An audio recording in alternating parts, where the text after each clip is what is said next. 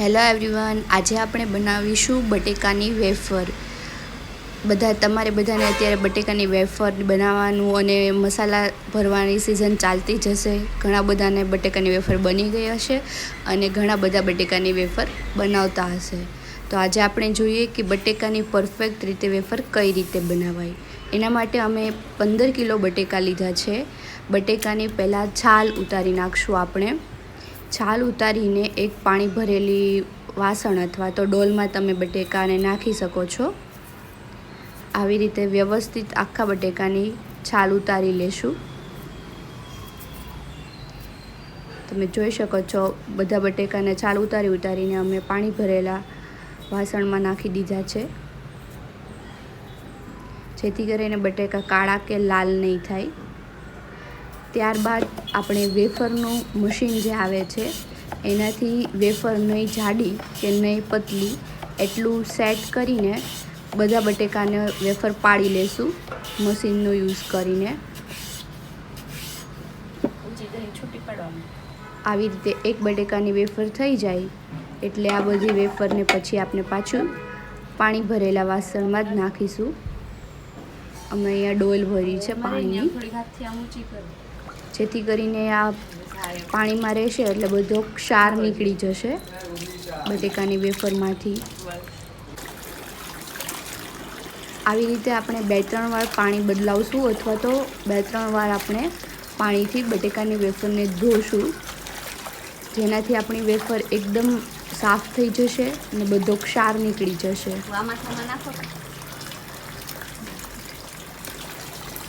અમે 3 વાર વેફરને ધોઈ લીધી છે.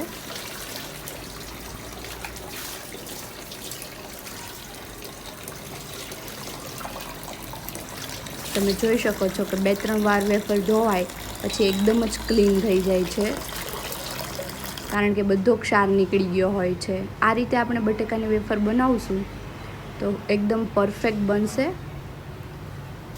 અને સફેદ થશે. આવી રીતે બધી 15 કિલોની વેફર પાડી લીધી છે અમે. હવે આ વેફરને આપણે બાફવા માટે એક વાસણમાં કાઢી લેશું.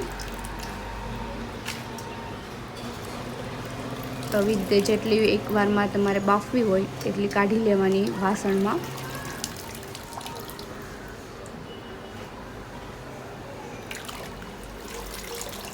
બે 3 વાર ધોયા પછી આ રીતે વાસણમાં અમે કાણાવાળું વાસણ લીધું છે, જેથી કરીને એમાં જે પાણી રહી ગયું હોય એ નીકળી જાય.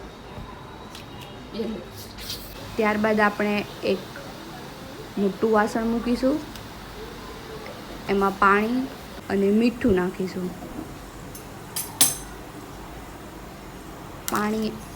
થોડુંક પાણી ગરમ થઈ જાય પછી એમાં મીઠું નાખીને જે આપણે વેફર કાઢી હતી એ બાફવા માટે મૂકી દઈશું.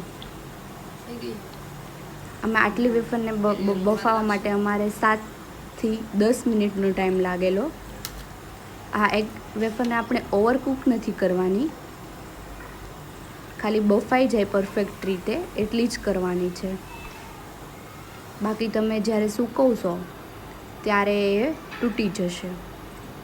વેફરને બાફવા માટે મૂકેલી છે, વાસણ ઢાંકી દીધું છે ઉપરથી, જેથી કરીને સ્ટીમ ન નીકળી જાય. તમે જોઈ શકો છો વેફર રેડી થઈ ગઈ છે. કાઢતા પહેલાં એકવાર ચેક કરી લેવાની કે કાચી નથી ને એમ. આવી રીતે બાફીને અમે બધી વેફર કાઢી લીધી છે. પાછી કાણાવાળા વાસણમાં જ કાઢી છે, જેથી કરીને પાણી ફટાફટથી નીકળી જાય અને આ સ્ટીમ બધી નીકળી જાય, જેથી કરીને વેફર ઠરી જાય ના જે આપણે સૂકવવામાં ગરમ ન લાગે. એકદમ સરસ વેફર થઈ છે, વ્હાઈટ અને મોટી મોટી. આપણે ઓવરકૂક નથી કરી, જેથી એ તૂટતી નથી.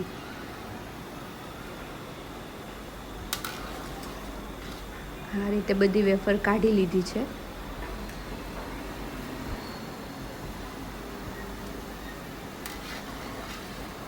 તમને જોઈને જ ખાવાનું મન થતું હશે બાફેલી બટેકાની વેફર.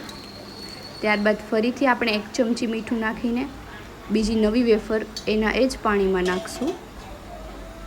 પાણી ચેન્જ કરવાનું નથી આમાં, કારણ કે ગરમ પાણી થઈ ગયું હોય છે અને ઘાટું થઈ ગયું હોય છે થોડું બાફતા હોય એટલે. ફરીથી પછી આપણે પાછું વાસણ ઢાંકી દઈશું. ત્યારબાદ બફાઈ ગયેલી વેફરને એક તમે કપડું પાથરી કે મોટું ગમે એ તમારા પાસે હોય કે જેના પર તમે સૂકવી શકો, એ પાથરીને બાફાયેલી વેફર આપણે એમાં નાખી દઈશું. અને પછી આવી રીતે એક એક વેફર છૂટી છૂટી એકબીજાને ટચ ન થાય એ રીતે સૂકવી દઈશું. આ વેફરને જો તમે તડકામાં નહીં સૂકવો અને ઘરની અંદર સૂકવશો તો એ વેફર એકદમ વ્હાઈટ થશે. જો તડકામાં સૂકવશો તો એ સુકાય એટલે કાળી પડી જશે. આ એકદમ વ્હાઈટ અને પીળી થશે આપણે ઘરમાં સૂકવશું એટલે. એને તમારે 12 કલાક સુધી ઘરની અંદર સૂકવવાની. ત્યારબાદ વેફર સુકાઈ જાય એટલે પછી એને આપણે તડકામાં સૂકવશું, જેથી કરીને બિલકુલ પાણી કે ભેજ ન રહે તેમાં. આવી રીતે બધી જ વેફર અમે સૂકવીએ છીએ.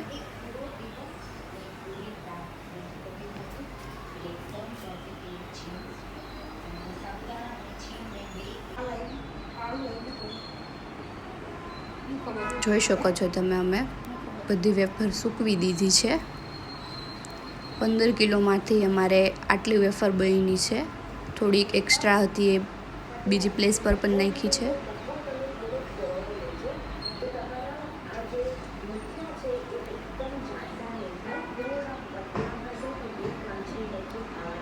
એકદમ સરસ, એકે વેફર કાળી નથી પડી. આ થોડીક અમે લાલ બટેકાની બનાવેલી એ વધારે પીળી દેખાઈએ છે, બાકીની પહેલી જ છે.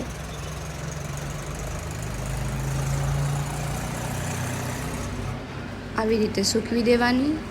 12 કલાક પછી તડકો ખવડાવવા માટે અમે બહાર નાખેલી વેફરને તડકો આવતો હોય ત્યાં આ રીતે સુકાઈ ગયેલી વેફરને આપણે થોડીક તપવી દઈશું, જેથી કરીને એકદમ પરફેક્ટ રીતે બટેકાની વેફર આપણી સુકાઈ જશે.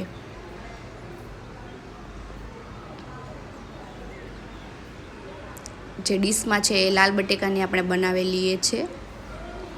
બાકી એકદમ તમે જોઈ શકો છો પીળી થઈ છે, કારણ કે આપણે ઘરમાં સૂકવેલી. ત્યારબાદ એકદમ સુકાઈ જાય પછી એવી રીતે તેલને ગરમ કરી લેવાનું છે ને વેફરને આપણે તળી લેશું. આવી રીતે તેલ ગરમ થાય એટલે એમાં થોડી વેફર નાખવાની, જેથી કરીને આવી એકદમ તળાઈ જશે, એકદમ વ્હાઈટ અને સરસ